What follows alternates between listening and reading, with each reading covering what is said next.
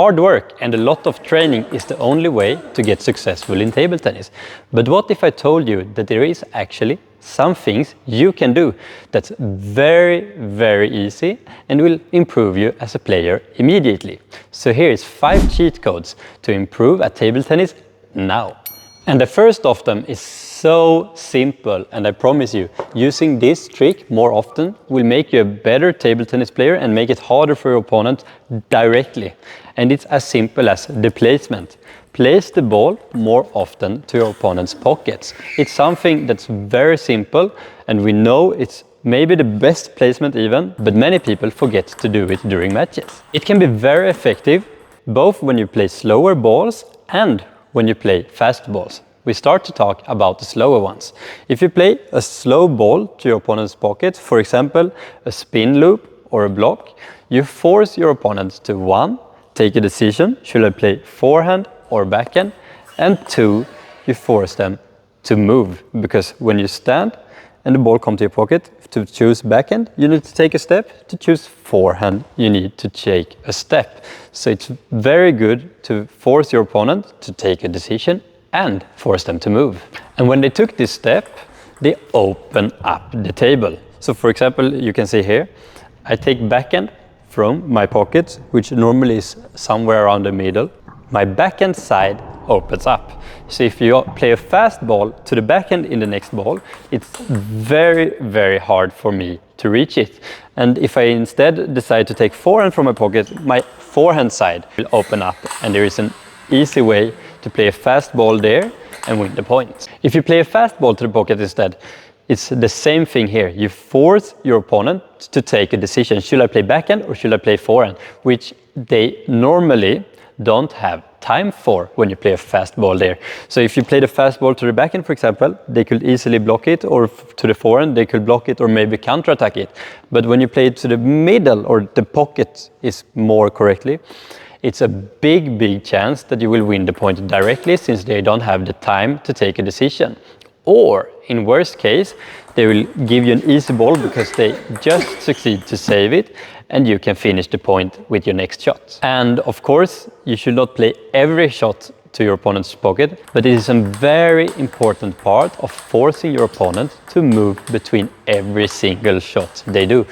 And if you want to improve as a table tennis player easily, make sure to watch the full video, because the last advice is what will improve you the most, and it's the easiest to make a part of your game. The next cheat code is as important, and if possibly maybe even easier to adapt to your game. But even if it's so simple, many players, both professionals and amateur, forgets to do it, and some don't even think about it at all. And it's to take the correct position after your serve and after your receives, which of course is very stupid because it's so simple to adapt, and by not doing it you will get to the wrong position for the next shot, and there is a big chance you will play with bad quality or miss it. So what you should do is that when you're done with your serve or your receive over the table, you take a step back. Of course, don't go too far back, but take a step back to give yourself some space,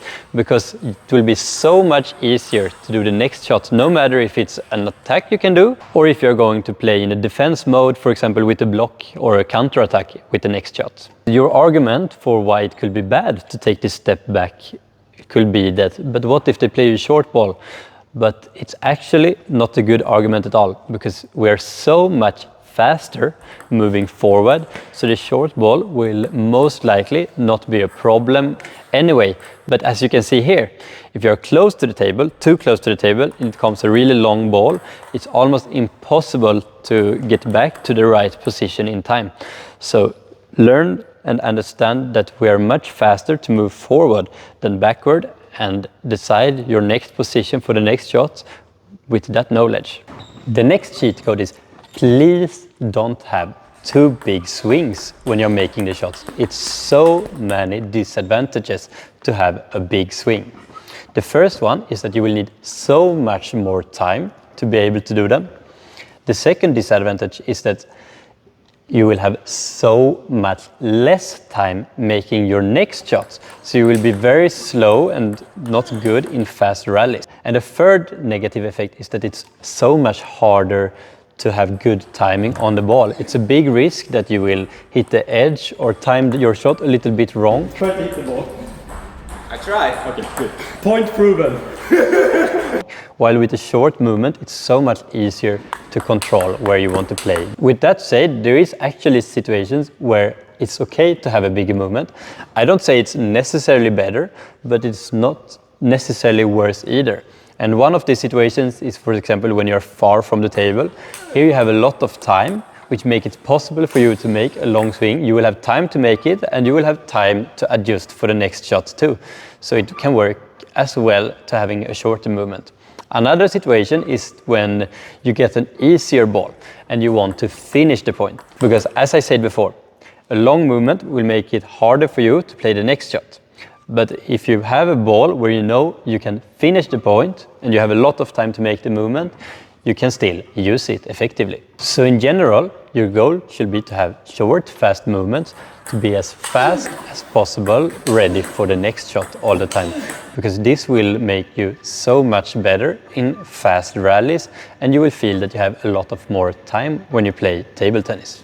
Now it's time for the third tip, and it's to have the racket in the middle between your forehand and backhand. And I can with a hand on my heart say that it's actually very, very rare to find a player that's faster than me in the change between backhand and forehand, especially when it comes to the block game. And the biggest reason for this is that I learned from the start of my table tennis career how important it is to have the correct position to be ready for every shot and having my view upwards. I'm not focused on the ball close to the racket, but always ready for what's coming next. And if you want to take this to the next step and be as effective and fast as possible in your changes between backhand and forehand, it is, of course, what I said, have the racket in the correct position, but also to always react with your legs first. Because if you always react with your legs first, it will make you come correctly to every single ball that's possible. But while if you reach for the ball with just your arm, first of all, your arm is so much slower than your legs, but second of all, you will be in the wrong position to hit the ball, because the goal, it's impossible to achieve this goal, but your goal should always be to hit the ball with the same distance from your body. For example, every backhand, your goal is to hit it straight in front of your belly, and every forehand slightly on the side of it. And to make it possible, it's so important to move your leg first. And this is, of course, to make your technique as effective as possible, and also to have your power behind the ball. While if you are far from the ball, reaching for it, your arm and the wrist will be very weak. So it's very easy to miss the ball because it's hard to control from that position. But it's also some exceptions here when it's okay to not have your racket in the middle. And that's when you already decided that the next ball, I know 100% sure that I will use my forehand no matter when the ball comes, or I will take my backhand no matter when the ball comes. And it could be, for example, if your game style is to play a lot of forehand, but more likely that you make a shot and you know where the ball likely will come next, and you know that, okay, I want to play forehand, or okay, I want to play backhand on this ball. Then it could be good to already be ready to use that shot. But that is also a little bit individual. For example, myself, I feel like my technique is better if I start with the racket in the middle, even if I know that I will use forehand. Because the movement from the middle and rotate it back is how my fully shot works. So I prefer to be ready for both backhand and forehand, even if in my head I know that I will play forehand. So we have arrived to cheat code number 5, the easiest and probably most effective one. And it's to please have variation in your serve. And I feel like every player knows that it will make the match so much harder for your opponent, but still it's not so common to actually have a lot of variation with your serve. And now we only talk about the placement. Of course, you can make different kind of spins and different kind of speeds, but now we only talk about the placement, because just showing how extremely easy it is. Because of course, it can be effective with a lot of spin, but there is nothing harder for the receiver to not know where the serve will come.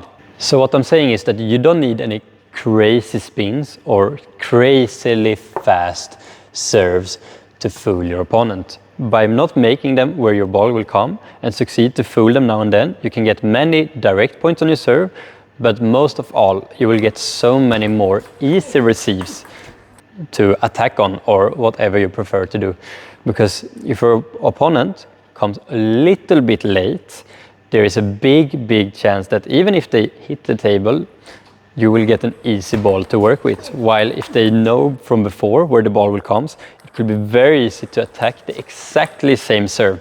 So it's very important to make sure to find a serve movement where you can serve straight, cross, long, short, and starting the movement with exactly same technique, so it takes as long as possible for your opponent to see where you actually will serve. Since you have watched all of this video, I know for sure that you want to improve as a table tennis player, and then this video is perfect for you too.